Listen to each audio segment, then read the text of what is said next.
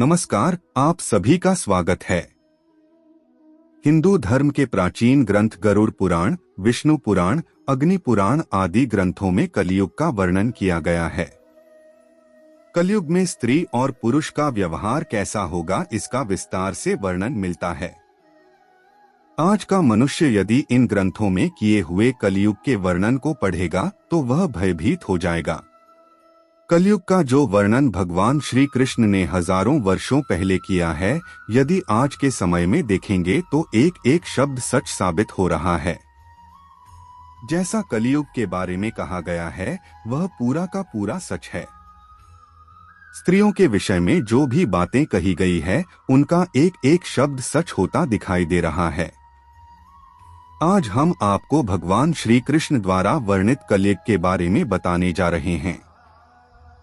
गरुड़ जी द्वारा पूछे जाने पर भगवान श्री कृष्ण ने उन्हें कलयुग की भयावहता का वर्णन किया है।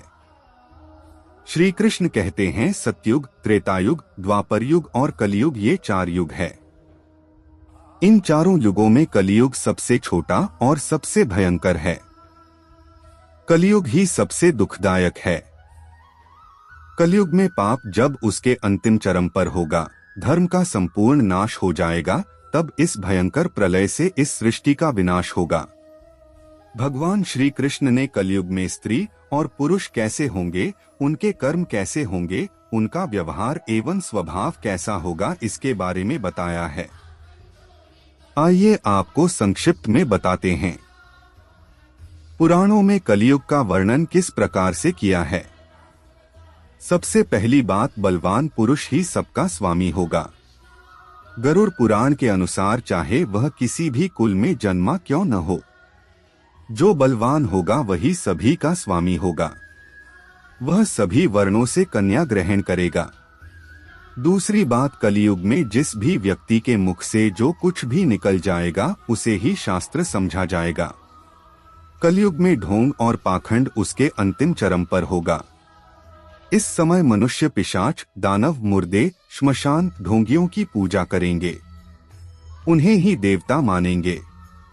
उन ढोंगियों को देवताओं के ऊपर स्थान दिया जाएगा अथवा उन्हें देवताओं का अवतार मानकर उनकी पूजा की जाएगी। तीसरी बात, कलयुग में उपवास, व्रत, दान, धर्म, तप आदि प्रकार के कार्य लोग अपनी इच्छा के अनुसार करेंगे। कोई विधि का पालन नहीं करेगा। उपवास एवं व्रत में लोग किसी भी चीज का सेवन करेंगे। चौथी बात, कलयुग में थोड़ा सा ही धन प्राप्त करने पर लोगों को धनवान होने का गर्व हो जाएगा। मनुष्य धन का उपयोग दिखावे के लिए करेगा। हर कोई स्वयं को धनवान दिखाने में लगा रहेगा। पांचवी बात, जो पति धनहीन होगा अथवा जिसके पास पैसा नहीं होगा उस पति को स्त्रियां छोड़ देंगी और कलयुग में धनवान पुरुष ही स्त्रियों का पति होगा। जो मनुष्य अधिक धन कमाएगा वह स्त्रियों का स्वामी होगा। छठी बात, कलयुग में मनुष्य केवल दूध के लिए गाय को पालेगा, लेकिन गाय की कभी सेवा एवं पूजा नहीं करेगा। साथ ही साथ कलयुग में मनुष्य का सारा धन घर बनाने में ही खर्च हो जाएगा। वह दान धर्म कभी नहीं करेगा। प्रत्येक मनुष्य की बुद्धि केवल धन कमाने में लगी रहेगी। वह ईश्वर में अपना मन कभी नहीं लगाएगा। आठवां, कलयुग में स्त्रियां केवल सुंदर पुरुष की कामना में स्वेच्छाचारी होंगी। वह सुंदर पुरुष की राह में शास्त्र दंड धर्म किसी को नहीं मानेगी। सभी स्त्रियां पापी तथा व्याभिचारी पुरुषों से ही प्रेम करेंगी। सदाचारी और धर्म के पथ पर चलने वाले पुरुषों से सभी स्त्रियां द्वेष करेंगी।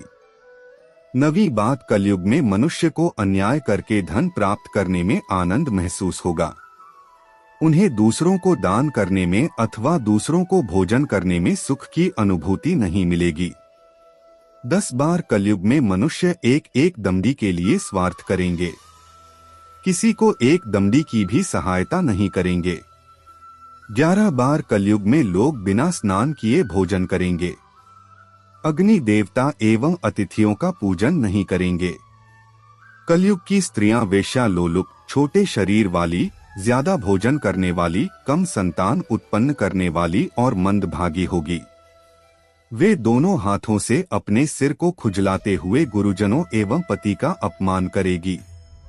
कलयुग की महिलाएं अपना ही पेट पालने में तत्पर तथा गंदा रहने वाली, कड़वी वाणी बोलने वाली और झूठ बोलने वाली होगी। कलयुग की स्त्रियां दुराचारी पुरुषों की इच्छा रखने वाली और पराये पुरुषों के साथ स्वच्छंद होकर विहार करेंगी। कलयुग में योग, तपस्या और सात्विक भोजन के अभाव से लोग छोटी आयु में ही मृत्यु को प्राप्त करेंगे। कलयुग का अंत समय निकट आने पर महिलाएं 7-8 वर्ष की आयु में ही गर्भवती बनेंगी और 12 वर्ष की आयु में ही उनके बाल पक जाएंगे। कोई भी मनुष्य 20 वर्ष से अधिक जीवित नहीं बच पाएगा। जब अल्पवृष्टि होने लगे, सभी खेत अनाज उत्पन्न नहीं कर पाएंगे। सूर्य अधिक तप्त और उष्ण होंगे। सभी फल रस से रहित होंगे और हर तरफ केवल शमी के पेड़ ही दिखाई देंगे, तो समझ लेना चाहिए कि अब कल का अंत निकट आ चुका है। तो दोस्तों, इस प्रकार से हमारे पुराणों में कलयुग का वर्णन किया है। क्या आपको लगता है आज के समय में बिल्कुल ऐसा ही हो रहा है? तो कमेंट में जय श्री कृष्ण अवश्य लिखें, साथ ही चैनल को सब्सक्राइब करें। धन्यवाद।